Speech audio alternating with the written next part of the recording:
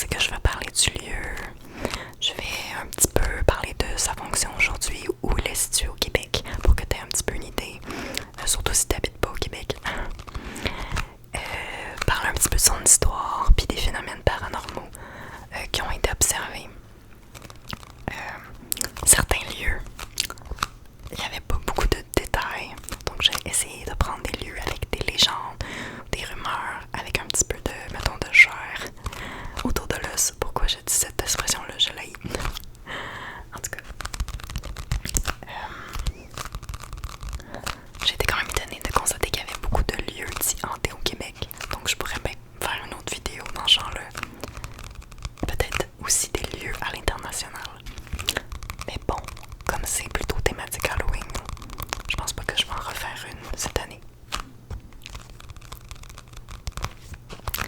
On va commencer tout de suite. J'espère que tu vas apprécier la vidéo de chuchotement. Un peu creepy.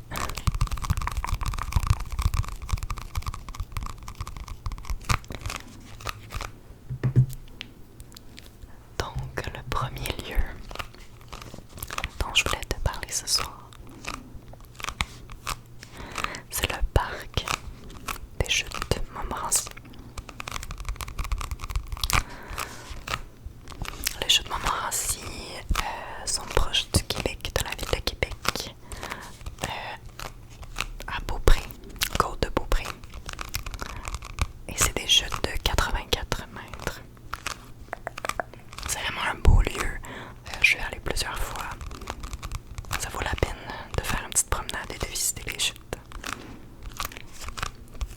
Par contre, peut-être c'est pas une bonne idée d'y aller durant la nuit. Parce qu'il y a une légende rattachée à ce parc-là, à cette chute-là. Et c'est la légende de la Dame Blanche.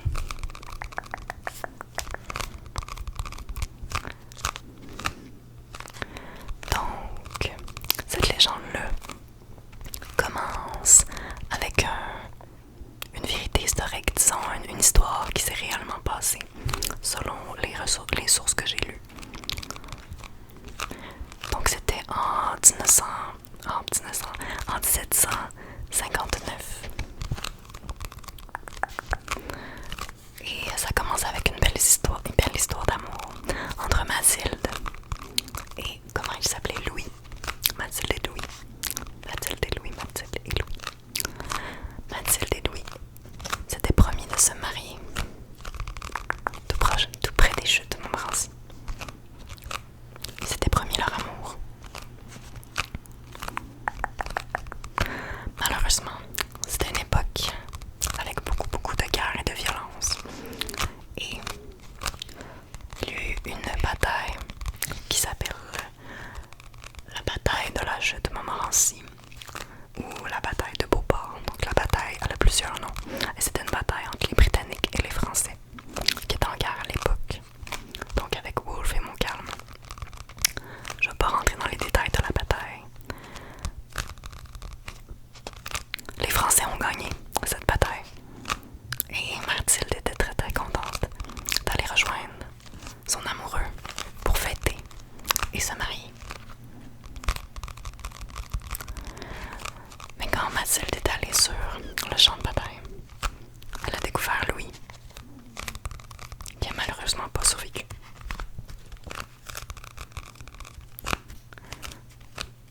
Complètement atterrée, Mathilde se rend chez elle et met sa robe de mariage. Elle se jette en bas des chutes.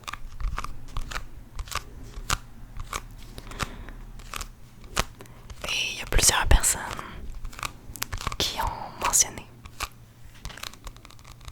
avoir vu une silhouette féminine au bord des chutes, dans l'écume de l'eau.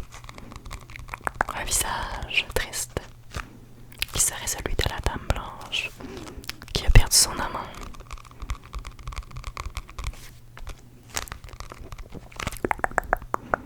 Je trouve que c'est une histoire très triste. Donc si jamais tu visites les chutes de Montmorency,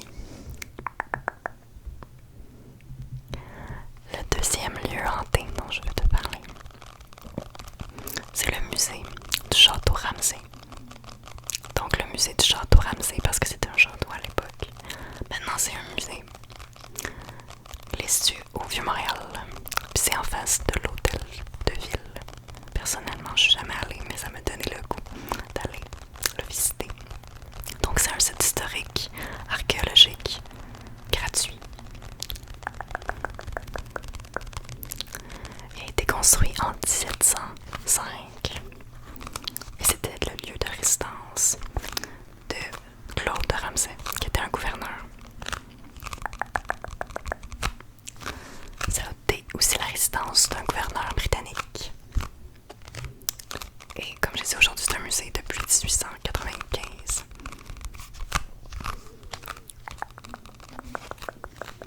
J'ai un peu slacké le tapping parce que je l'ai même moi. Donc, les phénomènes paranormaux qui ont été observés sont quand même multiples. Ce qui fait peur, en fait, c'est que ça a été vu, observé par des employés. Donc, c'est souvent ça dans les histoires que j'ai lues. Des employés qui travaillent dans les lieux historiques et qui, dans la vie de tous les jours, observent des phénomènes étranges. Même les touristes aussi des lieux ont vu des choses. Par exemple, il y avait une femme qui visitait le musée et qui visitait la salle de bal. Et quand elle était dans la salle de bal, quand elle est rentrée, elle a aperçu une femme qui était habillée en vêtements d'époque. Ce qui n'est pas étonnant parce qu'il y avait beaucoup de personnes, d'employés qui étaient habillés en vêtements d'époque. Cette femme-là qu'elle a vue est rentrée dans une porte. Sauf que quand elle s'est approchée dans la salle de bal, elle s'est rendue compte qu'il n'y avait pas de porte. Donc c'est vraiment mystérieux. On peut vraiment douter de ce témoignage-là, mais il y en a plusieurs autres. Évidemment, les classiques bruits de pas, des gémissements, d'autres individus en costume d'époque qui ont été perçus. Les membres du personnel ils ont entendu aussi des bruits de grincement de bois sur le sol, alors qu'il n'y a rien qui bouge. Ce qui est un peu plus creepy, c'est d'autres employés qui ont vu des tableaux tomber, des meubles bouger. Donc on a vraiment l'impression qu'il y a une présence dans ce musée historique-là. Il y a aussi le technicien en muséologie qui a observé des phénomènes, par exemple des bruits provenant d'une toilette, la toilette des femmes, alors qu'il était tout seul dans le musée. Donc il a observé des bulles de savon dans le lavabo, une porte ouverte, alors que ça devrait y avoir personne. Donc plusieurs cas classiques d'apparitions, de bruits étranges, de meubles qui bougent. Donc il y a plusieurs théories sur qui enterrait ce château-là. Mais la théorie que j'ai trouvée le plus intéressante, c'est une certaine Miss Anna O'Dwan.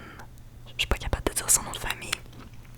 Donc Miss Anna en fait était une conservatrice de musée. Elle travaillait pour le musée à l'époque. Donc les gens qui travaillaient pour les musées, souvent il y avait des appartements dans le musée. Donc elle habitait au musée. Et elle était très méticuleuse et très perfectionniste. Et elle aimait pas que les autres employés bougent les meubles ou les objets du musée. Elle voulait vraiment être en charge. Malheureusement, Anna elle a été découverte morte dans son bain, dans son appartement qui était situé dans le musée. Donc pour plusieurs, ça serait elle qui entrait les lieux, ce qui expliquerait les déplacements d'objets, de meubles. Donc peut-être qu'Anna serait toujours en train de travailler au musée. On sait pas. Je trouvais cette théorie intéressante. Dis-moi en commentaire si tu as déjà visité ce lieu-là. Donc le troisième lieu, c'est le château Frontenac. Attendez, je pense que j'avais des images. Ici, un dessin du parc de la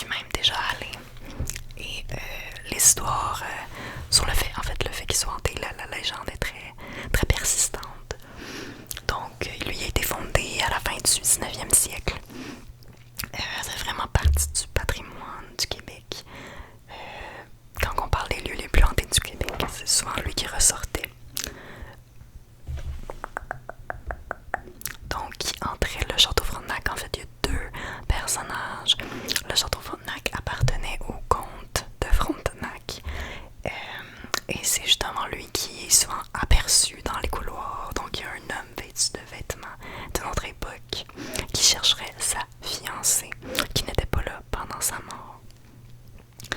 Et justement, la fameuse fiancée a souvent été repérée. Donc il paraît qu'il y a une femme en chemise de nuit qui se glisse dans les chambres des visiteurs, qui se glisse sous leurs draps, qui pénètre dans leur lit selon la rumeur. Donc ce seraient les deux principales fantômes observés au château Frontenac selon la légende. Le cinquième lieu dont je vais te parler, c'est le centre Morin. Est-ce que j'ai une image? Ta minute. Je pense que oui, mais... Ouais. Le centre Morin qui est un musée, mais il y a aussi une bibliothèque. Qu'on voit ici, la bibliothèque. C'est une ancienne prison qui est devenue un lieu culturel. Donc il s'est passé beaucoup de choses historiquement dans ce lieu-là. Donc le centre Morin est au Vieux-Québec. C'est un centre culturel de langue anglaise. Et à l'époque, donc au 18e, début du 19e siècle, il y avait beaucoup de prisonniers de guerre qui étaient incarcérés parce que c'était une prison, comme j'ai dit. Et en fait, plusieurs aussi sont morts publiquement sur place. Donc ils ont été pendus sur place en avant du bâtiment. Il y avait un endroit pour pendre des gens. Donc c'est assez lugubre quand on pense. Donc les phénomènes qui ont été observés, c'est encore une fois beaucoup par des employés. Il y a par exemple, j'ai écrit son nom, la guide du centre qui travaille là. Je sais pas si elle travaille là encore, mais dans l'article, elle travaillait là. C'est un article qui date de quelques années. Ils ont découvert un matin, les employés, qu'il faisait très froid dans le centre parce que tout simplement il y avait une fenêtre ouverte, mais il semblerait que les employés n'ouvrent jamais cette fenêtre-là. Ensuite, ils se sont rendus compte qu'une cellule de la prison, la porte est ouverte, alors que normalement les portes ne sont jamais ouvertes. Donc, une fenêtre ouverte, une porte de cellule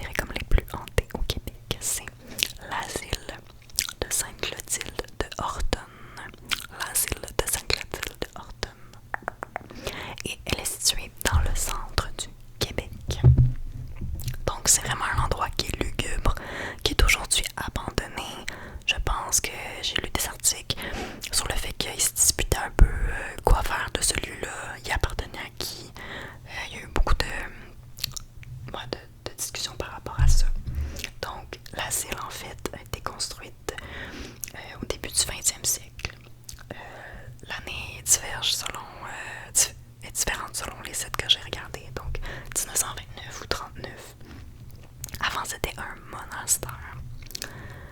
C'est un endroit qui a été, en fait, qui est considéré comme maudit parce qu'il y a eu plusieurs incendies à cet endroit-là. Donc, il a été incendié en 1958 et à cette époque-là, il y aurait eu 3 morts en raison de l'incendie. Ensuite, après, le monastère serait été un centre pour personnes handicapées.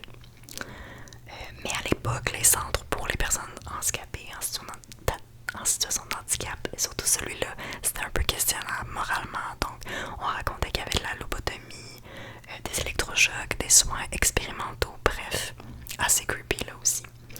Et dans les années 80, il y aurait eu un autre incendie qui aurait fait cette fois-ci 9 morts. Donc, au total, dans ce bâtiment-là, il y aurait eu 12 morts. Ce qui pourrait expliquer les phénomènes. Donc, pour les phénomènes en tant que tels, j'ai pas eu de détails dans mes lectures. Tout ce que je sais, c'est qu'il y a des choses qui ont été observées, des présences, un peu les mêmes choses qu'on répète souvent. Il y a surtout un groupe de chasseurs de fantômes qui aurait été sur place et qui aurait capté des voix d'enfants, d'anciens patients. Donc, j'ai pas retrouvé la vidéo.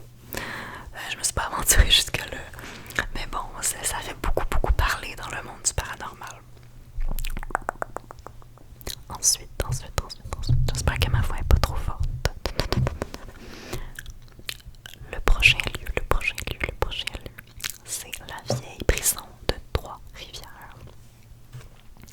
La vieille prison de Trois-Rivières, c'est-à-dire que c'est un bâtiment qui habitait la prison de Trois-Rivières, mais maintenant c'est d'autres choses, il y a d'autres fonctions. Donc c'est un lieu historique à visiter qui honnêtement a l'air vraiment intéressant.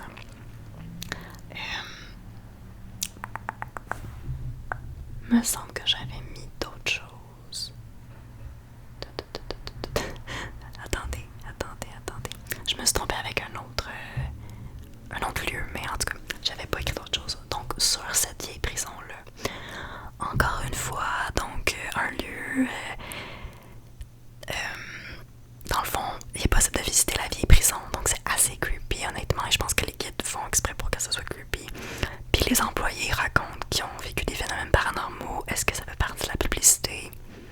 Il y a des grandes chances, mais je trouvais ça intéressant.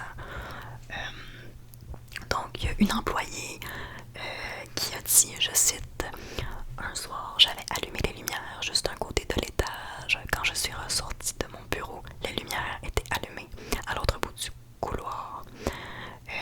D'autres employés qui ont vu des feuilles volées sans coup de vent, une calculatrice qui écrirait tout seul le chiffre 6. La directrice qui entend après son travail toujours un bruit de fax de l'autre côté du mur, alors qu'ils n'ont pas de fax. T'entends des gens qui marchent. Il y a même un homme qui a décidé de passer la nuit dans la prison. Puis il a constaté qu'il avait reçu un appel, mais l'afficheur c'était des symboles qui n'avaient pas de sens. Il n'y avait personne évidemment au bout du fil. Et l'ascenseur descendait sans avoir été appelé. Il y a aussi une médium qui aurait été sur place et qui aurait entendu des voix d'enfants. Donc assez creepy, merci. Je pense qu'il y avait des tours, parcours de peur et escape qui ont été organisés dans cette prison-là. Honnêtement, si tu vas à Trois-Rivières, je pense que ça vaut le détour. J'ai l'impression que le micro cache vraiment full. Bon, donc là j'étais rendue au 7e. Ensuite, j'ai une légende que je trouvais vraiment intéressante.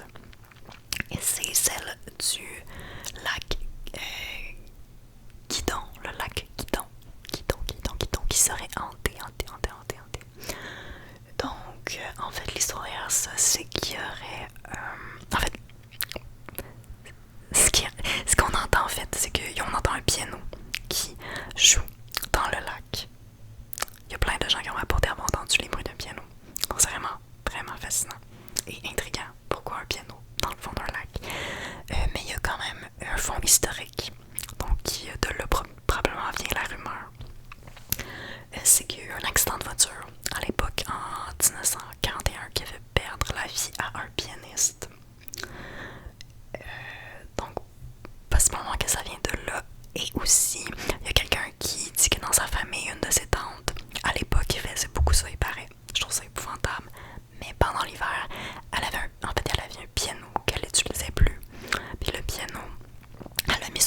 glace, sur le lac glacé, pour que lors du printemps, le piano en fait aille dans le fond du lac. Parce qu'elle voulait s'en débarrasser, c'était comme l'ancêtre des écocentres, whatever, the marketplace, de mettre les choses dans le lac. Donc, en fait, ça a été vraiment confirmé, il y a vraiment un piano dans le lac, je sais pas s'il est toujours là. Mais ouais, selon la légende, on entendrait un joueur de piano, un piano, des notes qui viendraient des profondeurs du lac.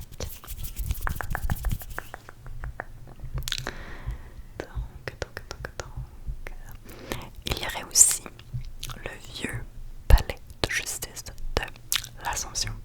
Donc c'est lui que j'ai mélangé avec la vieille prison en fait. Lui c'est un bâtiment qui avait pour fonction entre autres un tribunal à l'époque et maintenant il y a plusieurs autres fonctions. Donc aujourd'hui c'est un gîte avec 7 chambres, il y a une salle de réception, de spectacle, il y a des soirées thématiques dans l'ancienne salle d'audience. Ce bâtiment-là a été construit au début du 19e siècle, puis il y avait avant un magasin général, une clinique médicale, un tribunal.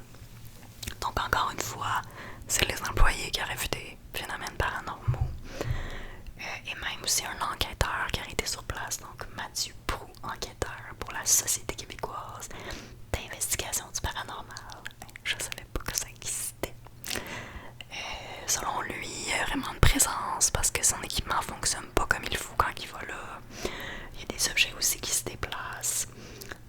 Il y a eu 4 témoins en 2010 qui auraient vu un tiroir de cuisine s'éjecter comme ça d'une armoire par une force mystérieuse. Et il y aurait eu des témoins. Selon l'hypothèse, ce serait l'esprit d'un ancien curé ou d'enfants morts de la tuberculose dans la clinique médicale. J'espère que t'es pas trop apeuré en ce moment. Donc, ensuite, le dernier lieu hanté que j'ai pour toi ce soir, c'est encore une auberge. L'auberge Joli Vent, qui est une maison centenaire qui est près du lac Brome.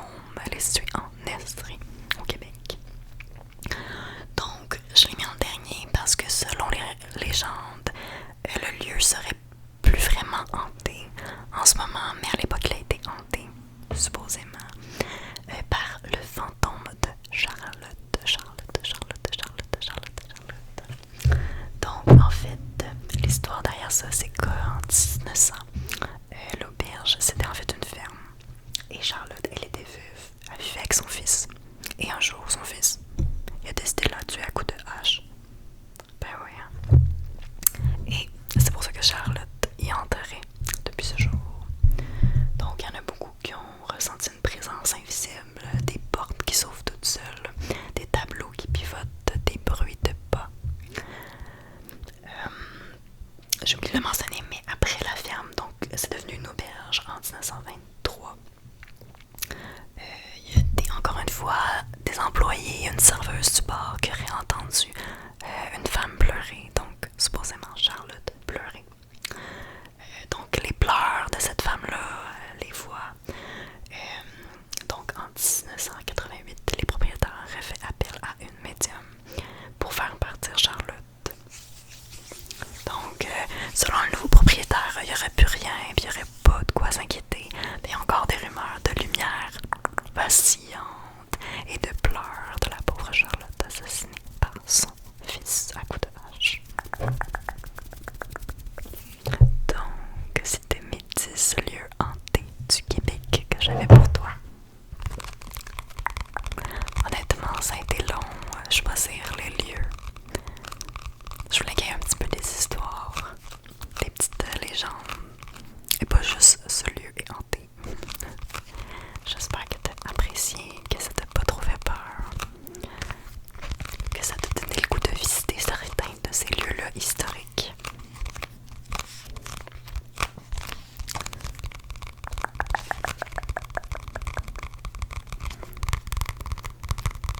Dis-moi s'il y en a un que t'as déjà visité ou s'il y en a que t'aimerais visiter. Personnellement, j'aimerais vraiment aller à la vieille prison de Trois-Rivières, au centre Morin aussi.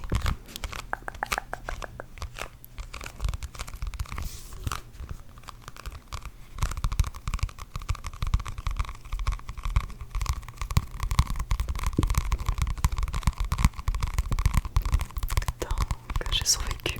J'ai fait ma vidéo puis on m'a pas attaqué. Pas encore.